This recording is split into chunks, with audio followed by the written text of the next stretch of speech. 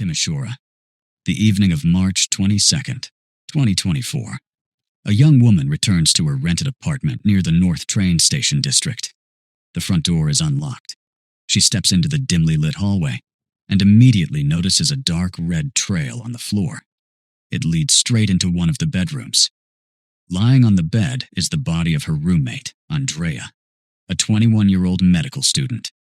Within minutes, the entire building is surrounded by law enforcement. Inside, everything is in disarray. Investigators document clear signs of an intense physical struggle. Rumors spread almost instantly through local group chats, and panic quickly takes hold across the university community. People become afraid to go outside, convinced that an unknown offender may still be somewhere in the area. Who would have wanted to break into an apartment and target a top-performing medical student, who, by all accounts, had no enemies? As always, I bring you only real, documented cases. And whenever I dig into stories like this, I'm reminded of how quickly a person's sense of security can disappear. If you appreciate this honest, fact-based approach, support the channel by leaving a like and any comment below. It genuinely helps us continue this work. Meanwhile, investigators continue processing the scene. At this point, they have neither an obvious motive nor the object used during the crime. All they have is the chaos left behind in the room, and one major question: who was waiting for Andrea behind that unlocked door? To understand why investigators quickly ruled out the theory of a random street attack, we need to take a closer look at Andrea herself. She was originally from another part of the country. Andrea had moved to western Romania from the small rural community of Padeș in Gorj County. The population of her hometown barely reached 5,000 residents. Leaving home and moving hundreds of miles away to a major academic center is never easy. She didn't come there for student parties or campus life. She had one clear goal: gaining admission to the prestigious Victor Babes University of Medicine and Pharmacy. Every year, tens of thousands of ambitious applicants compete for a place there, and the admissions process is extremely demanding. Andrea successfully passed the difficult entrance exams and earned her spot. For her modest family, it was one of the proudest moments of their lives. Her parents invested everything they could into her education. Her father, Adrian Marega, worked tirelessly so his only daughter could focus on her studies, complete her third-year hospital training, and avoid worrying about finances. Rent near the North Train Station area wasn't cheap. To reduce expenses, the apartment was shared by 3 students. Andrea lived there with 2 other young women, splitting both the space and the cost. This is where I want to draw your attention to one extremely important detail. Father and daughter spoke every single day. No exceptions. Not once. Andrea would tell him about her lectures, her hospital shifts, and her plans for the weekend. In fact, at the end of that very week, she was planning to take an intercity bus back home to Padeș. She simply wasn't the type of person who would turn off her phone, walk away from her studies, and disappear without a trace in an unfamiliar city. Think about what goes through a family's mind when someone with that level of responsibility suddenly stops answering calls. The alarm bells start ringing immediately. That daily routine of staying in touch became the first clear sign that something was wrong. Before long, it would set a much larger search effort into motion. Meanwhile, forensic specialists at the apartment complete their initial examination of the hallway and reach an official conclusion. The door lock is completely intact. Investigators find no scratches from lockpicking tools, no damaged hinges, and no signs of forced entry. That discovery changes the entire direction of the investigation. At the time of the incident, Andrea was alone in the apartment, while her roommates were attending classes. Whoever entered the apartment encountered no physical obstacle whatsoever. The conclusion is hard to ignore. Either Andrea willingly let that person inside because she knew and trusted them, or the individual had a key and entered without any difficulty. At that moment, investigators realize that searching for a random street thief is likely a dead end. the focus shifts away from the city streets and directly toward the people closest to her. The potential threat wasn't somewhere out there. It was much closer. With no damage to the lock and no evidence of a break-in, investigators are left with one logical step: create a list of everyone who had unrestricted access to the apartment. And that's when the pieces begin falling into place almost immediately. The two young women sharing the apartment with Andrea were not just random roommates. One was the sister, and the other was the cousin of a 23-year-old man named Mirel Liviu Dragomir. Mirel regularly visited his relatives there. Walking through the front door was completely normal for him, and no one thought twice about his presence in the apartment. It was inside those very walls, during visits to see his relatives, that he first met Andrea and began showing a persistent interest in her. Mirel had moved there to study from Pojajana, a small community in Karaš-Severin County. Back home, his family was highly respected. His father served as a local priest, and the family enjoyed a strong reputation within the community. He was raised in a strict religious environment and, on the surface, appeared to be the definition of a trustworthy young man. His ambitions extended far beyond what most students were trying to achieve. Mirel somehow managed to pursue degrees in two completely different fields at the same time: medicine and theology. Professors and fellow students consistently described him the same way: quiet, polite, deeply religious. The kind of person who never seemed to get involved in open conflict. Have you ever noticed how often the most unsettling things hide behind a flawless public image? Whenever I look into cases like this, a perfect reputation with no visible cracks always catches my attention.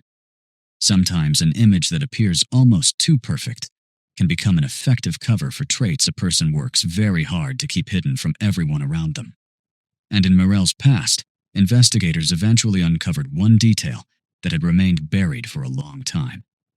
Detectives began hearing troubling unofficial reports from people in his hometown.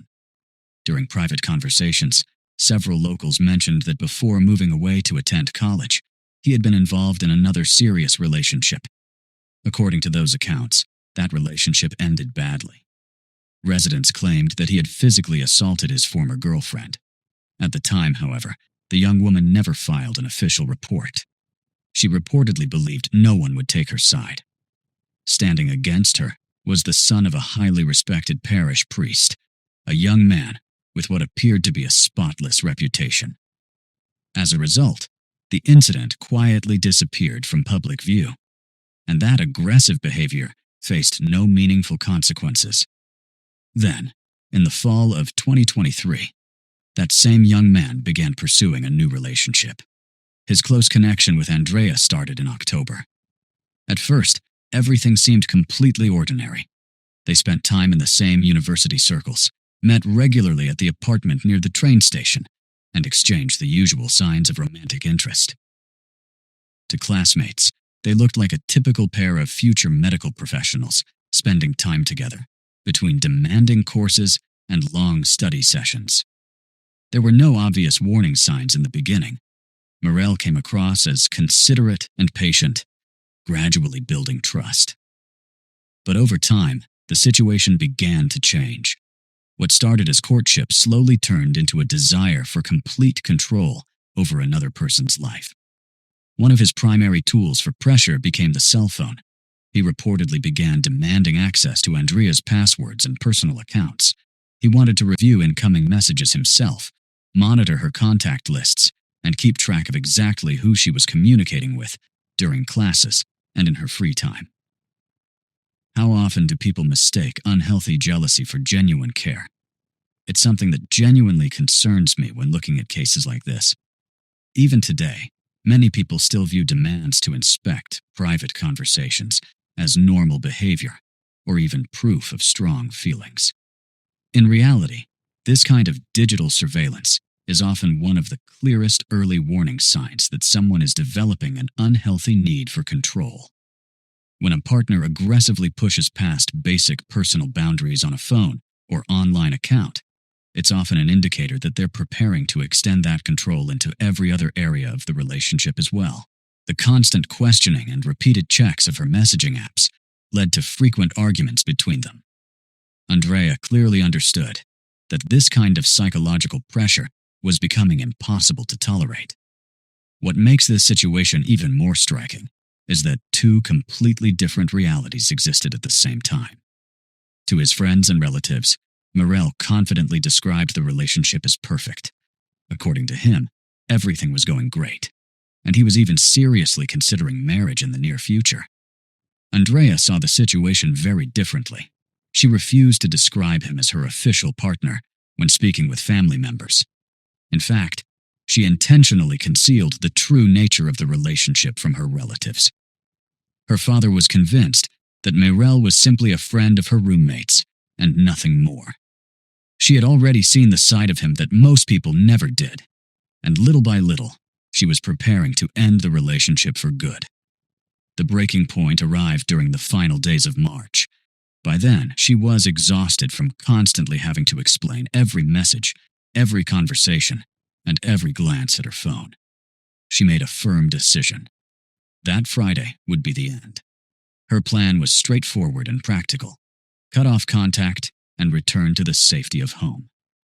All she had to do was get through one final difficult conversation, pack her belongings, and spend the weekend with her family, leaving that constant need for control behind. Then, March 22nd arrives. Andrea suddenly stops answering her phone. Call after call goes unanswered. For her father, who was accustomed to hearing from her every day and discussing even the smallest details of her plans, that silence wasn't an annoyance. It was a warning sign. He didn't wait for a mandatory reporting period. He didn't assume her phone battery had died. He didn't convince himself she was simply busy. Adrian got into his car and immediately started driving toward the university city. After roughly an hour and a half on the road, he reached the resort town of Baille-Herculain. There, he pulled over sharply outside a local police station. He understood something very practical. Even if he continued all the way to his destination, he had no idea where to begin looking. He didn't know which doors to knock on or where to search for his daughter among hundreds of unfamiliar streets. He walked inside and demanded that a search begin immediately. But law enforcement procedures operate within strict jurisdictional boundaries. The officers explained that they could not officially take the report because Andrea neither lived nor was registered within their area of responsibility. You know, whenever I study cases like this, I'm always struck by the contrast between ordinary human concern and the realities of bureaucracy. How often do procedural rules slow down critical moments in a search? But this time, something different happened. One employee at the station decided to go beyond the standard instructions. She picked up her personal phone and called an officer she knew in Timisoara. Her goal was simple: gather a little information and reassure a worried father. Instead, the brief response she received immediately changed everything. A local investigative team was already at the apartment. While Adrian is being given limited information and is carefully advised not to drive directly to the scene to avoid witnessing a deeply distressing situation, investigators in the city move into the active evidence-gathering phase. Forensic teams collect footage from every available surveillance camera. Their focus is on the apartment building itself and the nearby intersections. The task is straightforward: identify everyone who entered or exited the building during the window of time when Andrea's phone suddenly went silent. One person quickly captures the attention of investigators. The cameras clearly show the same young man who had previously been demanding access to her private messages, leaving the building at a rapid pace. His movements suggest urgency. He appears determined to put distance between himself and the area as quickly as possible. Investigators immediately attempt to determine his location and contact him directly. His sisters, who are standing outside the secured scene, try calling him as well. No response. His phone is completely disconnected from the network. At that moment, his status officially changes. He is no longer viewed primarily as a potential witness. He becomes the leading suspect and available units are assigned to locate him. To understand what exactly he was running from, we need to go back several hours and reconstruct the timeline inside the apartment. Around midday, Andrea finishes showering and returns to her room. Morel is already there, waiting for her. Once again, he begins the same familiar questioning and insists on gaining access to her phone so he can review her private conversations. This time, Andrea doesn't try to smooth things over or change the subject. She gives a direct answer. No. Then she makes her position unmistakably clear. The relationship is over. She wants to end all contact and move on. According to investigators, after hearing that decision, Morel quietly leaves the bedroom and walks toward the kitchen. A short time later, the situation escalates into a physical confrontation. Andrea fights back and attempts to protect herself. During the struggle, Morel reportedly suffers a noticeable facial injury. That wound leaves a fresh scar on his right cheek. Later, that distinctive mark becomes one of the key identifying features visible in news coverage and during his first court appearance. What follows is an intense and rapidly unfolding attack. The official forensic examination later documents numerous injuries concentrated around the face, neck, and upper body. Investigators concluded that the level of aggression displayed during the incident was extreme. Evidence collected at the scene indicated that one of the weapons involved became damaged during the confrontation. Despite that, the attack continued. By the time it was over, the apartment had become the center of one of the most shocking criminal investigations the city had seen in years. While reviewing the case files, I came across one detail that completely challenges the popular theory that this was nothing more than a sudden emotional outburst or an ordinary argument that spiraled out of control. During a thorough search of the suspect's belongings, investigators discovered a broken fragment from one of the knives inside his backpack. Right next to it, they found a pair of tightly fitted surgical gloves. Take a moment to think about that. A person brings specialized medical gloves to a meeting with someone he supposedly intends to marry. For me, that forensic discovery significantly changes how this case is viewed. It becomes much harder to draw a line between a spontaneous reaction fueled by jealousy and the possibility of prior planning. What do you think? Is it really a coincidence to be carrying items like that on the very day this crime takes place? According to investigators, after the physical struggle came to an end, the suspect did something that many people found difficult to understand. Instead of immediately fleeing the apartment in panic, he remained beside the bed for a period of time. Investigators later reported that he carefully adjusted Andrea's hair, arranging it in a way that concealed some of the visible injuries around her neck. Only after doing that did he gather his belongings, walk into the hallway, and leave the apartment. A short time later, surveillance cameras captured him exiting the building. That footage would ultimately lead investigators directly to him. After leaving the apartment behind, he got into his vehicle and headed south. Traveling more than 90 miles, he made his way back to his hometown of Pojadjena.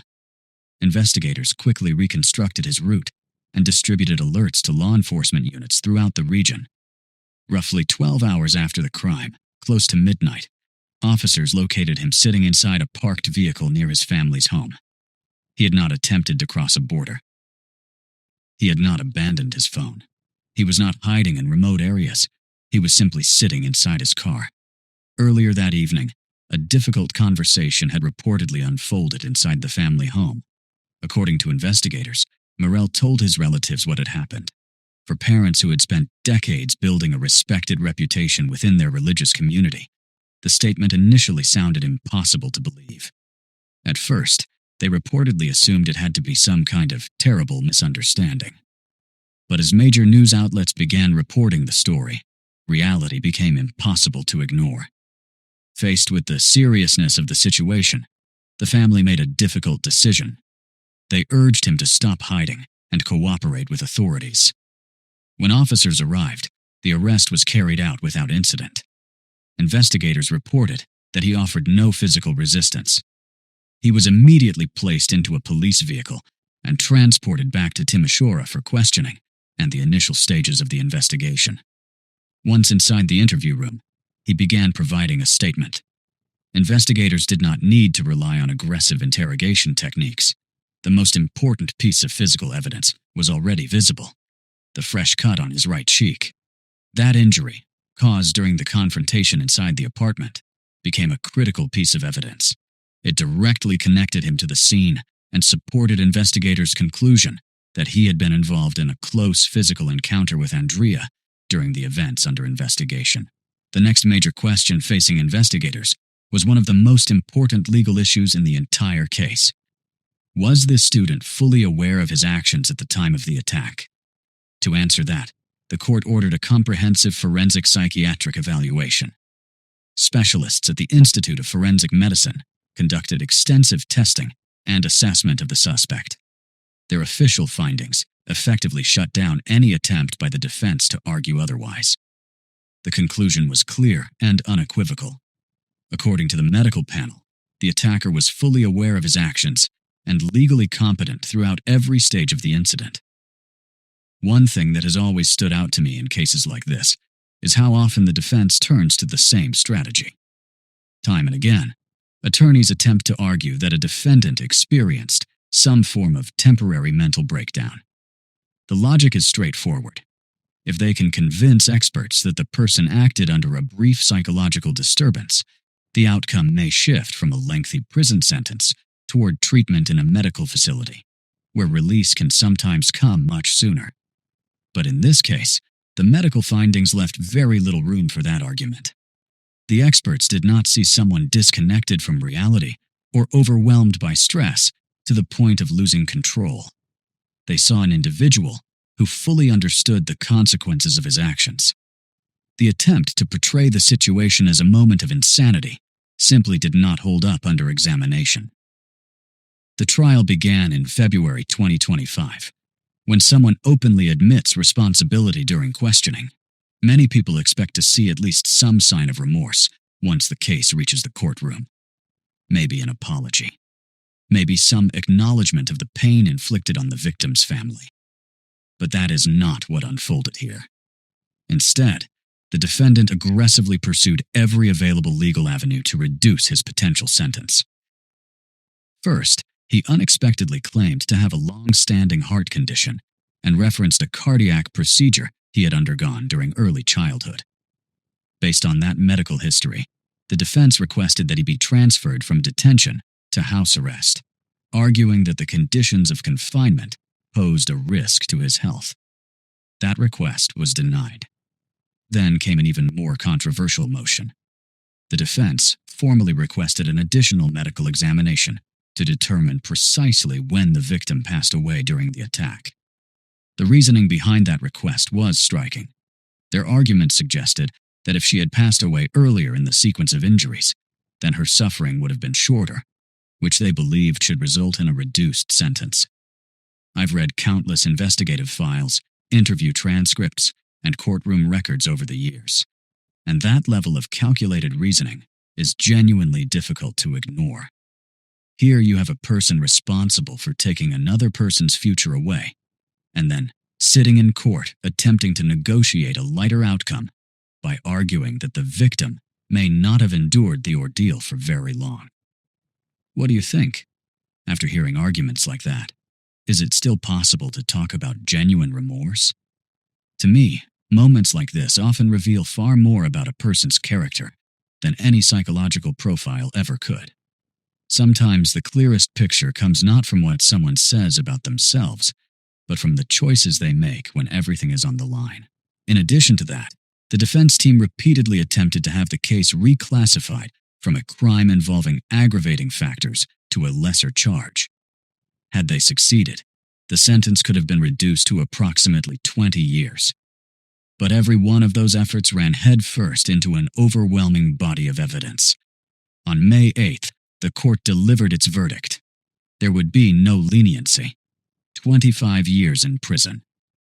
Under the country's criminal code, that was the maximum sentence available for a crime of this nature. The court also ordered the defendant to pay €100,000 in moral damages to to Andrea's parents and to cover the full financial costs associated with the funeral. Even then, the legal battle did not end. Later that summer, the convicted man filed an appeal with the Supreme Court, continuing his effort to reduce the sentence and forcing the family to relive the case through yet another round of legal proceedings. From a legal standpoint, the system had done its job. The paperwork was completed. The verdict was entered. The case file was closed. But for Andrea's family, there is no closing chapter. There is no deadline on grief. After the proceedings, Andrea was brought back to her hometown. Following a long-standing local tradition for young unmarried women, she was laid to rest in a white wedding dress. Her parents have left her room exactly as it was.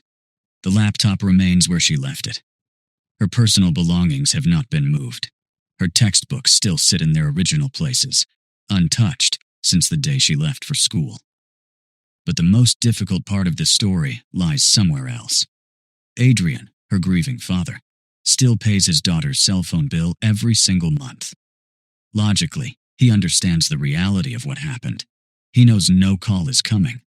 And yet, the account remains active. The number has never been disconnected. He simply cannot bring himself to make that final decision. Because as long as the line still exists, a tiny part of him can hold on to the impossible hope that one day, somehow, his phone will light up again, and he'll see his daughter's name appear on the screen one more time.